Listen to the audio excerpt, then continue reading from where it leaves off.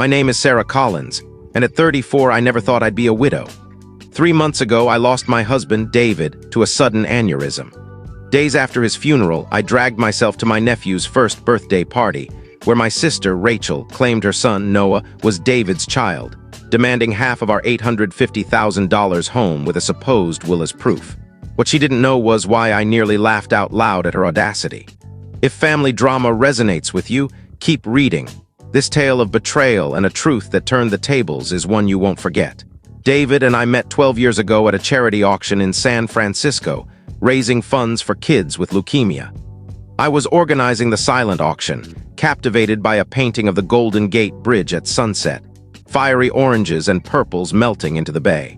David, a brilliant yet humble corporate lawyer, outbid everyone for it.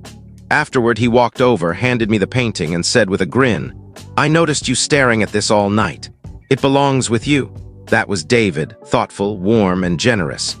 We went on our first date the next evening, a walk along the Embarcadero, and it felt like we'd always known each other. He remembered the names of waiters and asked about their lives with genuine care. 9 months later, he proposed on a cliff overlooking the Pacific, the bridge glowing behind us, mirroring the painting that sparked our love. We bought our Mission District home, a charming Edwardian, after our first anniversary. At $850,000, it stretched our budget, but David had just made partner, and my interior design business was thriving. The house needed work but had high ceilings, bay windows, and a small garden where we pictured kids playing. Those kids never came. We tried for years, charting, hoping, enduring heartbreak. 3 rounds of IVF drained our savings and spirits. After the last failure, I remember the quiet drive home from the clinic, David holding my hand. "We don't need kids to have a full life, Sarah," he said that night on our porch swing. "You and me, that's enough." And he meant it. We traveled to Italy and Japan, poured energy into our careers, and renovated our home into a showcase of my design work. David backed me when I launched my own firm, and our life, though different from our original dream, was rich. My younger sister, Rachel, 30, was the family's wild spirit. While I built my business, she flitted between jobs, barista, event planner, aspiring influencer, and unstable relationships. Our parents constantly bailed her out, excusing her impulsiveness. Rachel and I had a tense bond. She was stunning with effortless charisma, but always competed with me. When David and I got engaged, she dated a string of attorneys. When we bought our house, she complained about her apartment until our parents helped her move. David urged me to keep her close. "She's your only sister," he'd say. "Family's worth it." So I tried, despite the strain. 2 years ago, Rachel started dating Mark, a tattooed DJ with a motorcycle our parents disapproved of. Their relationship was chaotic. Fights, breakups, reconciliations. Then, at a family Thanksgiving, Rachel announced her pregnancy with dramatic flair. It stung, given our fertility struggles, but I pushed down jealousy and vowed to be a great aunt to her child, Noah.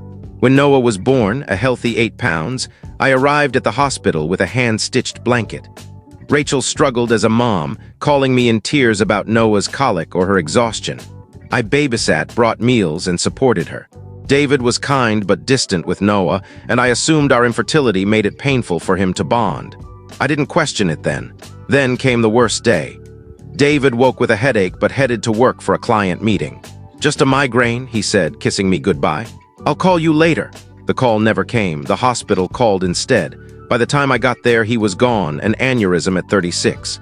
The days after blurred with grief and funeral plans. Rachel was barely present, texting excuses about Noah's health or lack of a sitter. She appeared briefly at the funeral, quiet, leaving early. A week later, Noah's first birthday arrived.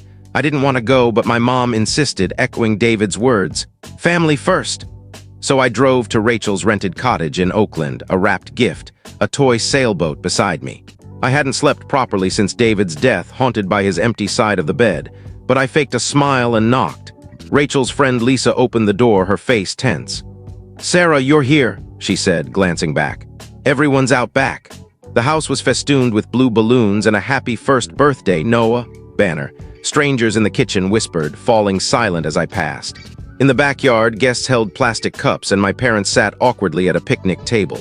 My dad hugged me, relieved. "We didn't think you'd come." "Where's Noah?" I asked. My mom avoided my eyes. "With Rachel. They'll bring the cake soon." The party felt wrong. Conversation stopped when I approached. Eyes darted away. I chalked it up to pity for the widow. Then Rachel emerged, carrying Noah in a tiny vest, her hair freshly dyed, wearing a new dress. She barely glanced at me, moving with odd confidence. After setting Noah in his high chair, she tapped her glass, silencing the crowd. "Thanks for celebrating Noah's big day," she began, her voice carrying. "This year's been full of surprises, and I've got a secret I can't keep, especially now." My stomach tightened. Something was off. She touched Noah's head and locked eyes with me. "Noah isn't Mark's son, he's David's," gasp spread. My dad stiffened, my mom stared down. Rachel continued, her voice practiced.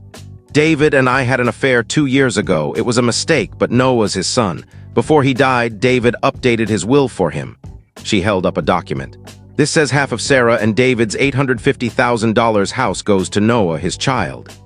Eyes turned to me, pity, curiosity, unease. My parents looked shattered, but a laugh bubbled inside me, absurd and unstoppable. I pressed my lips together, sipping water to hide it. This was ridiculous. "Oh, I see," I said calmly. "Can I see the will, Rachel?" Her confidence flickered. She hadn't expected this. She handed me the paper, a typed page with a forged signature mimicking David's but missing his distinctive flourish. The wording was sloppy, unlike his legal work. I folded it and returned it. "Thanks. I need to go now." "That's it?" Rachel asked, thrown. "You're not saying anything?" "Not now," I replied, grabbing my purse. "This is Noah's day. We'll talk later." I hugged my stunned parents and left, the party in disarray. In my car, I laughed, a mix of grief, anger, and disbelief at Rachel's nerve. Because she didn't know something David and I had kept secret, something that made her lie impossible. 3 years ago, before Noah was conceived, Rachel crossed lines with David. It started at a dinner we hosted for her new job at a startup.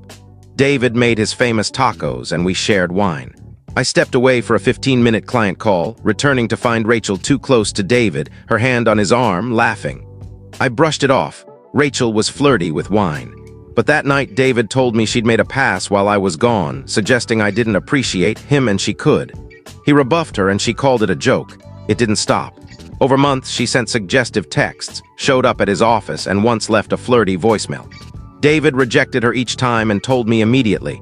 We told our parents, who dismissed it as Rachel being friendly. Frustrated, we distanced ourselves, avoiding events with her and ensuring David was never alone with her. Then came a medical issue. David had pain for weeks and saw a urologist, who diagnosed a varicocele requiring surgery. The doctor suggested a vasectomy during the procedure to prevent complications. Given our fertility struggles, we agreed. The vasectomy was done 2 years before Noah's conception. We kept it private, tired of family questions about kids. Only David, I, and his doctors knew. After surgery, David warned, Rachel might try something bigger one day. I thought he was cautious, but he insisted we prepare. We met our attorney, Karen Lee, documenting Rachel's advances, the vasectomy, and David's real will, leaving everything to me. Karen kept copies, and we stored originals in a safe deposit box. The morning after Noah's party, I went to the bank. The manager, who knew us, led me to the vault, offering condolences. In a private room, I opened our emergency kit. David's notarized will, medical records proving his vasectomy, a log of Rachel's behavior with texts and dates, and a letter from Karen verifying the will. At the bottom was an envelope with my name in David's handwriting. Tears fell as I read. My dearest Sarah, if you're reading this, I'm gone, and you need these documents. I hope it's years from now when we're old and Rachel's antics are a distant laugh. If she's hurting you, use this to protect yourself. Your heart is too kind, but you deserve safety. I love you forever, David. His words steadied me. I took copies of the key documents and met Karen that afternoon. She confirmed the forged will was invalid and prepared to challenge Rachel legally if needed. I shared the evidence with my parents, letting the truth sink in. Rachel's lie crumbled. Confronted with the vasectomy proof, she admitted forging the will, claiming she deserved part of David's estate. My parents, appalled, cut off her financial support. I chose not to press charges but distanced myself, focusing on healing and honoring David's love. Our Mission District home, filled with our dreams, remains mine, a testament to the truth that protected it.